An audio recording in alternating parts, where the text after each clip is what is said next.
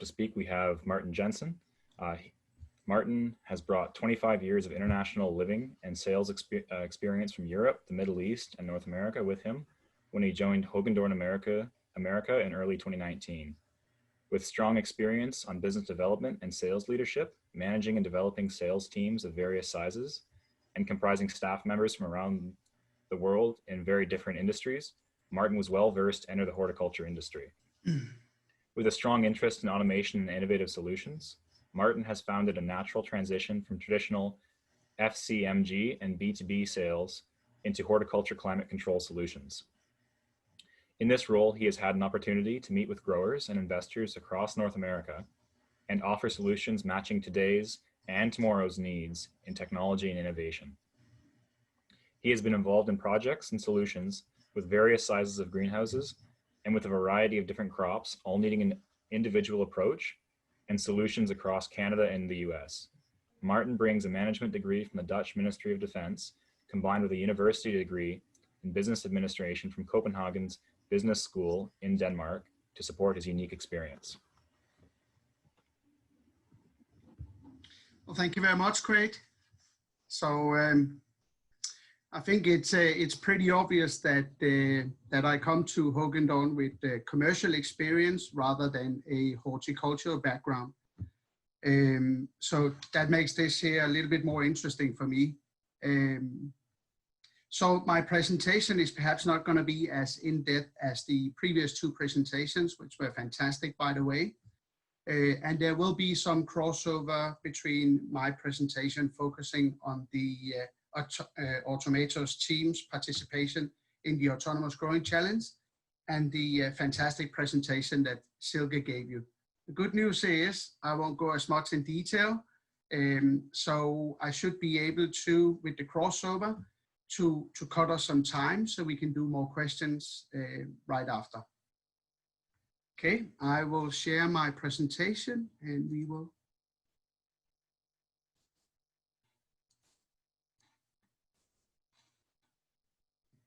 go.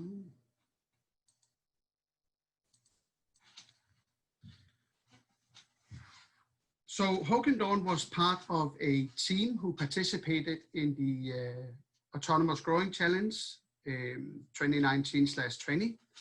And we were part of a team with Let's Grow, Van der Hoven, Tudelf, and Keygene. So a lot of different companies with a lot of different experience within the horticulture sector, but we sort of got a team together and said, you know, we're going to give this a go. The benefit of doing this, of course, is that we now have a team that has greenhouse modeling experience, growing data. So a broad complementary expertise all around. And we thought that's a really good starting point for the autonomous growing. Some of the people on the team had the theoretical artificial intelligence knowledge from the scientific level. I believe there were 2 assistant professors and a researcher. We had some people with practical and hands-on experience from greenhouse and from growing. We had some people who knew how to manipulate and analyze data. And we, of course, had a bunch of guys who know how to interpret all that and write that into software. So lots of different experiences and, you know, brings the circle quite together. Initially, Hogendorn and the team, Automatoes, had to participate in a selection process called a hackathon. So there were 21 teams from all around the world, 26 different nationalities, and we had to start with a control model which was trained by a simulation. So we had to prove that ideas for AI were valid before they would actually allow some of the teams to go in and grow in the actual zone in the greenhouse. We were limited to using commercially available sensors, normal sensors that you find in greenhouses today. So that's a limitation. Obviously, that's going to change as we go forward. There's there's a big innovation. There's a lot of things happening within sensors as well, not just the type of sensors that we use today, but also new sensors that will bring data and stuff. And of course, going forward, we'll be able to take advantage of that. The software that we used were Python. It's got a lot of AI libraries, and most of the research in AI happening now is in there. So there's no secrets about what we are using or what we are doing. We went through the hackathon, did our 24-hour hackathon pre-challenge, and there was 3 different areas where you could score points. One was the team composition, that was 20% of your points. Another one was your AI approach, that was another 30 points. And then of course, the net profit that you were forecast to generate was 50% of the points. Our team, Automatoes, were fortunate. We were among the 5 teams that were selected to go in, and they actually scored the highest results given by the jury. So they did really well. As you can see, net profit, they scored 25. Sustainability 10, and AI strategy was 15. So we were off to a good start there. 6 equal greenhouses. We had equal equipment and equal staff. Team Automators were in location 306.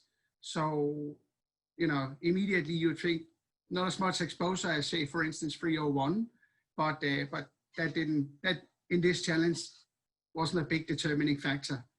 There was a 6th group set up, which was a group of professors from Groningen University that worked as a control group. So we would be able to see what the 5 teams were doing with their different AI approach and forecasting, and we'll be able to measure them up against a control team who was operating more or less the standard ways that we use today.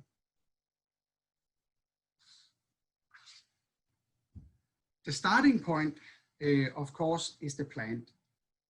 Plant physiology and objective data. Not the subjective. You know, what we very often talk about is we say, you know, this person has expert knowledge, but we wanted to look at only objective facts. So very black and white. And that'll tell us what the ideal greenhouse climate is in time, given the conditions. What we're looking for is what we call the sweet spot, where the combination of light, CO2, humidity, and nutrients, they're optimal. And what we try to do with our software is to match that sweet stuff for, you know, as long as we can continuously. So in a traditional system will give you an optimal setting, but it'll never be perfect. And what we're looking for is a perfect setting throughout the plant's life. So the sensors we set up in here, they're your standard sensors. We had a thermoview camera with a software module called PlantBoys.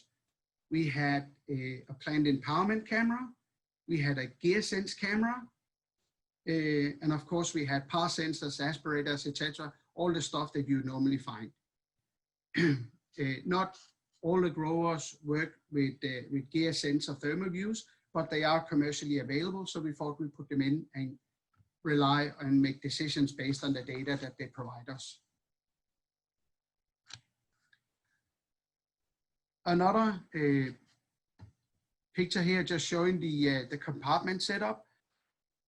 So when we have all the data coming in from all the different sensors, what's really going to change is going to be the control systems. So the old and traditional systems are rule-based, expert rules, and they're allowed to keep that tricky combination between temperature, humidity, more or less stable.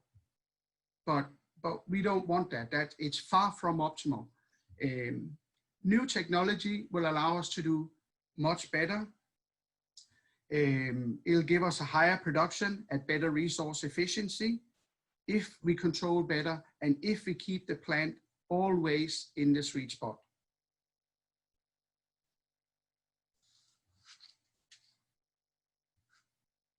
I believe Silke used this one here as well, slide here as well, and went through and talked a little bit about how it is very data driven. So historical data or simulation data combined with actual data from the sensors and information.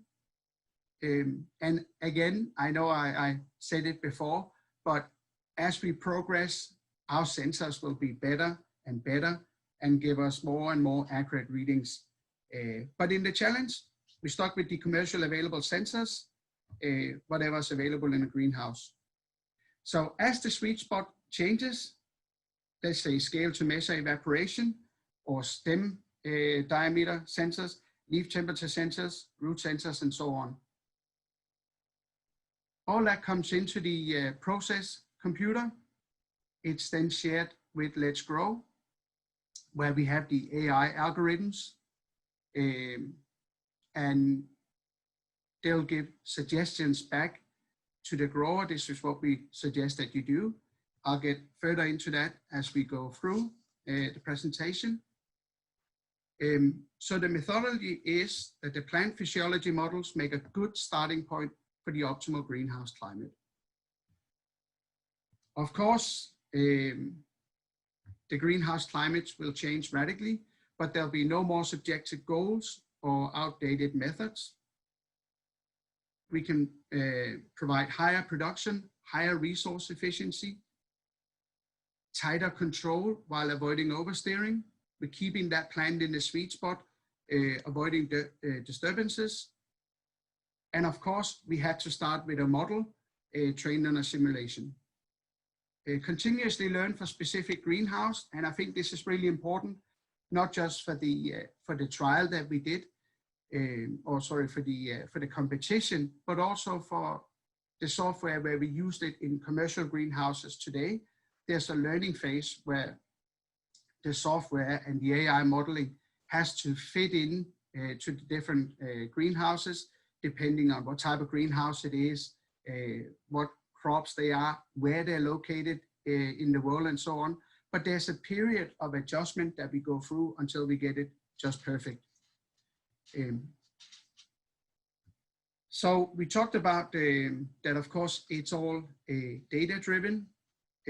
The software and the way that we grow is by using plant empowerment. And towards the end, I'm going to come in and talk a little bit more about plant empowerment, because that's probably one of the things that really sets the team apart, I think, is the approach that they have through the software.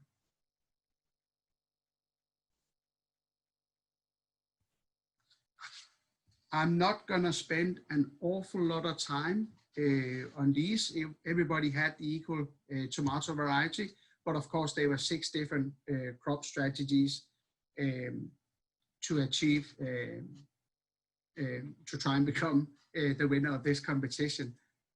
So different climate strategies, of course, for temperature and for your light.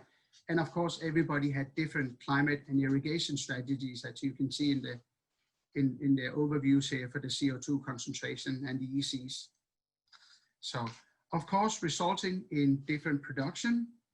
What's interesting here is that the dark line is actually your control group, whose tomato production is up there with 2 other teams, Team Automatoes in the green, all the way out to the right. And of course, the gray slide who was in 303. Quite interesting, I think. And a different fruit quality and taste. So a little overview here from Brix to show that. But also in different resources used. So sustainability, and this was 20% of the points. Team Automatoes came out on top there. We can see that they were second lowest in heat usage. They were lowest overall in the electricity usage. They were third lowest in their CO2 usage. And of course, they had the lowest water consumption, yet they had the highest tomato production of all the teams. And of course, they also had the third lowest nutrients usage. So 20% of the total points were in sustainability. And finally, of course, net profit, it was 50% of the total points. They came out with a net profit of €6.86. And if you compare that just to the control group, they were at €3.19. The lowest team was €3.10, although they had the second highest tomato production. The overall net profit was all the way down for that team.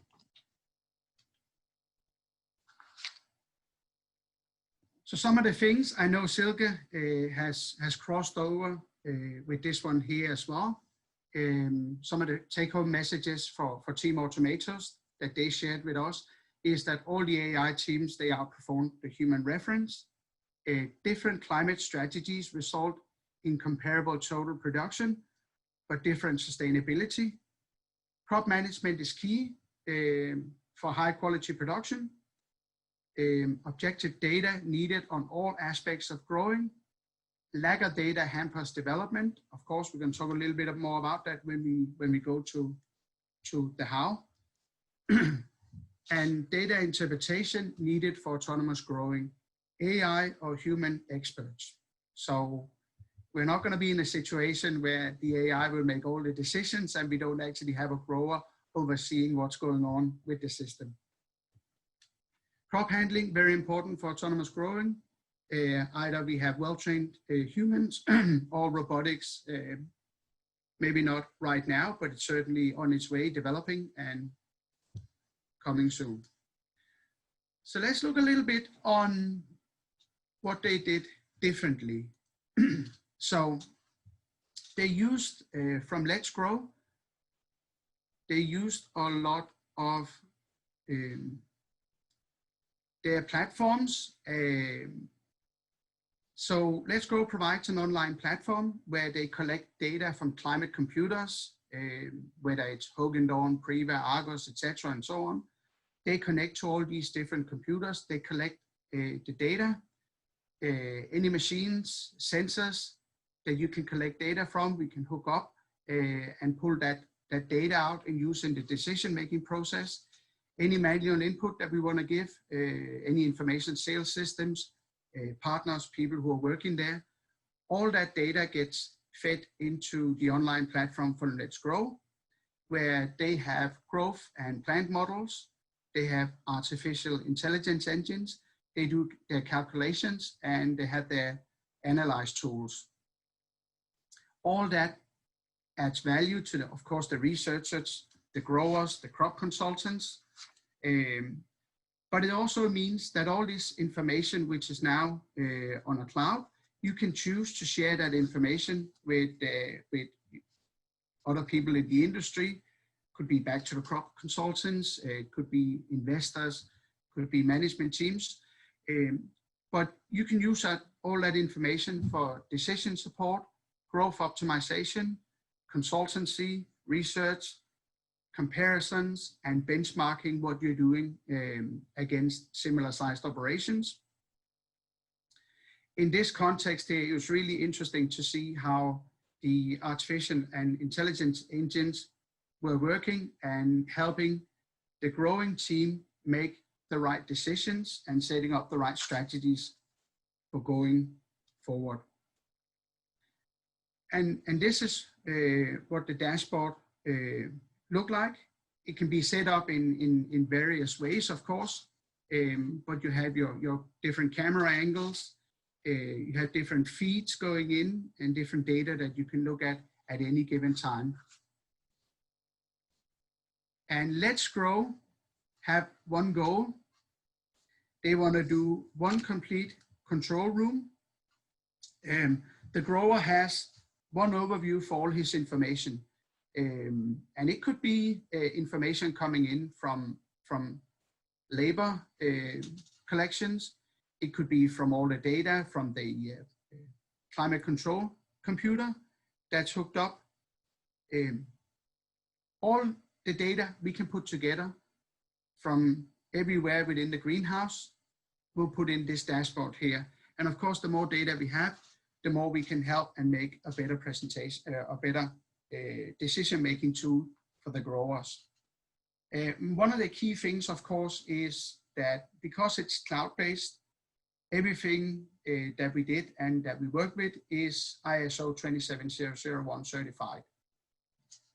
And that's a European data safety ISO. And this is just to make sure that we handle everything correctly. Nothing will be shared unless the grower or the owner of that IP decides that we're going to share this with another farm or with another grower, or we're going to allow this consultant to have access to it.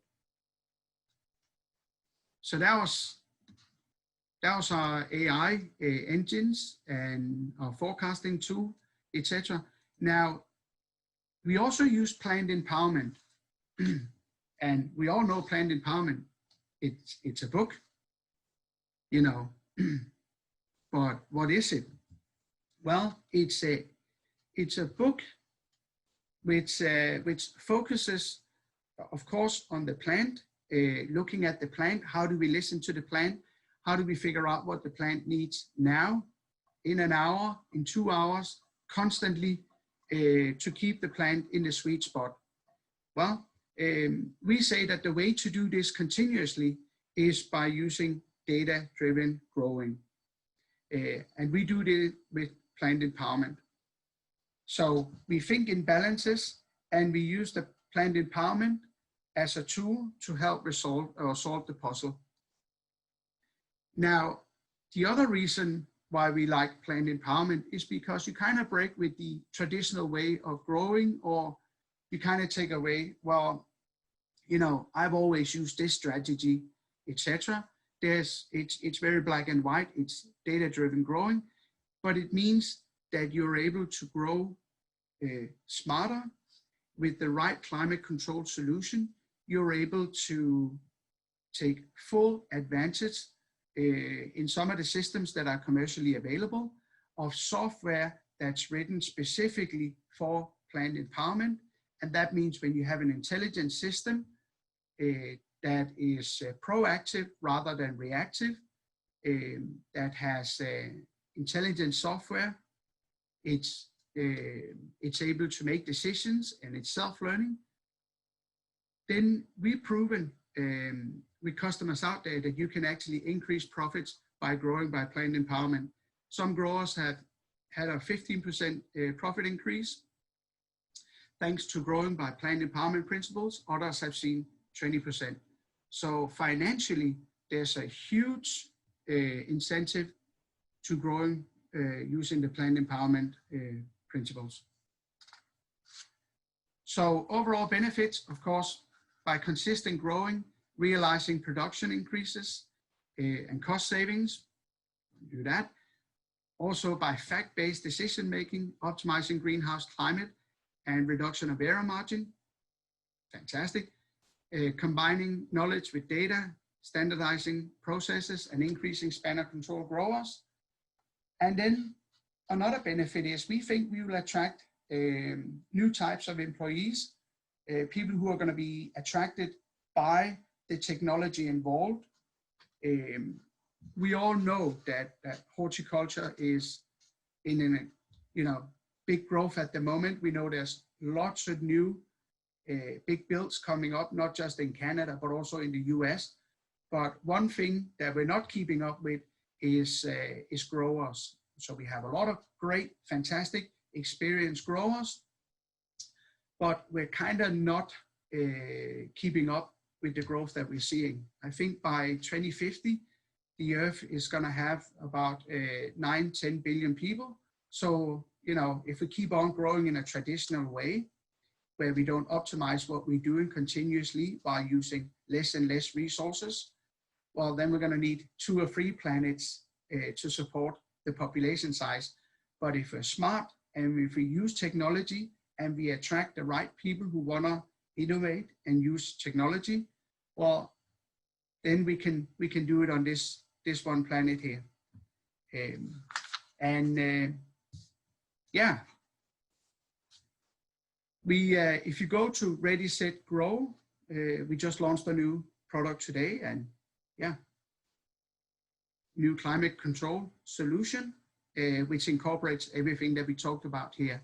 That is the commercial output of everything that we learned participating in the Autonomous Growing Challenge.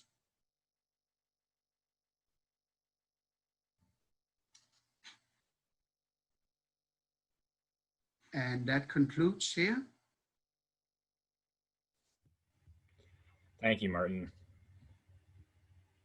So I've been informed that there isn't actually a hard cutoff time for this morning session.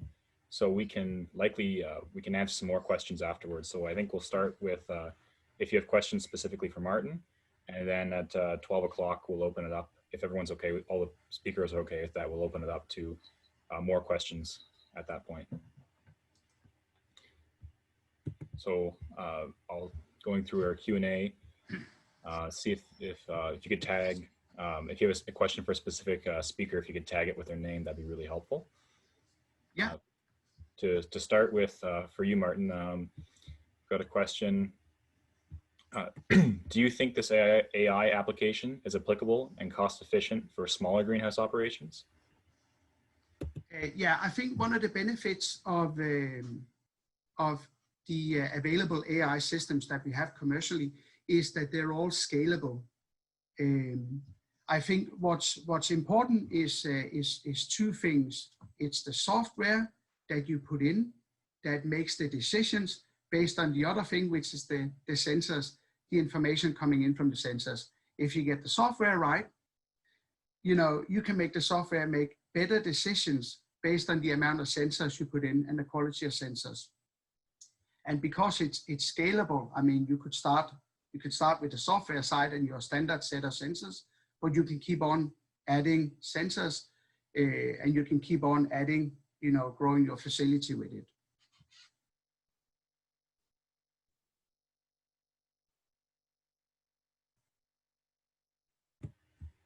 Okay, so another question that I've seen popped up specifically for you, Martin, is what is the function of all the cameras that you use in the challenge?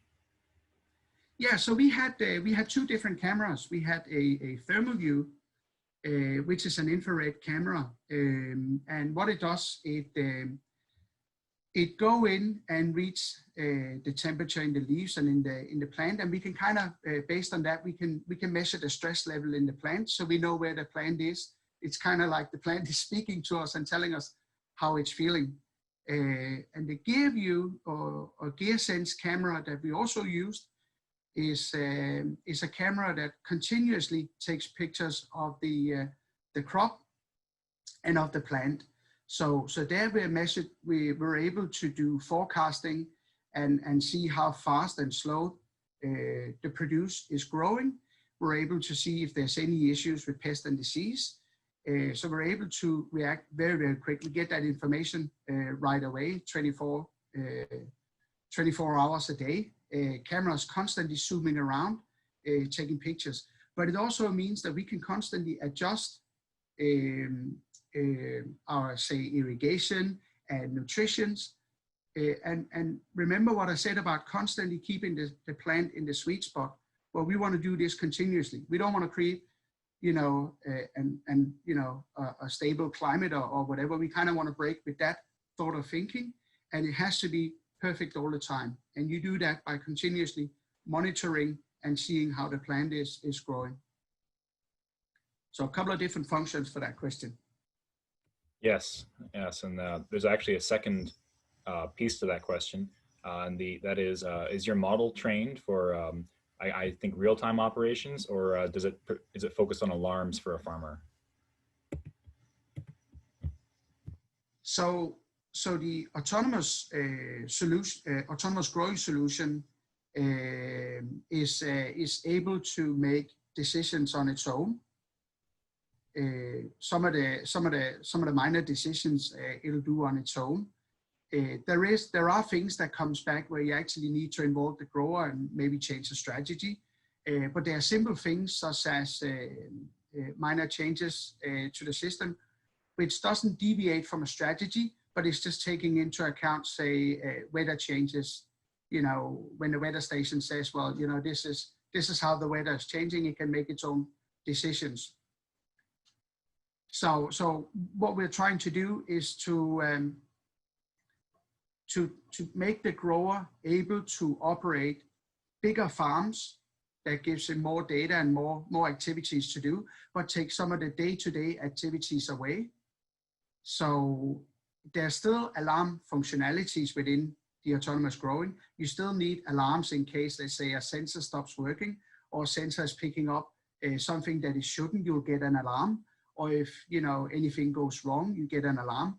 But the alarms that we use today are a couple of different kinds. You will sometimes get an alarm from the system saying, hey, this is what was wrong. This is the action that I've taken. You don't have to do anything.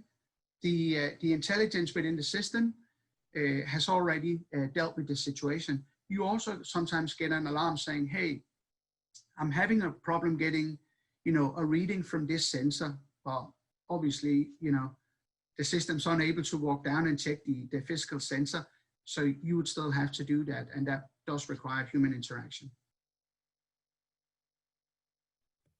Great, thanks. I'm seeing another question specifically about your system, Martin, is how does crop work, such as lowering plants, affect the camera? So do you have to adjust the camera location during the crop cycle?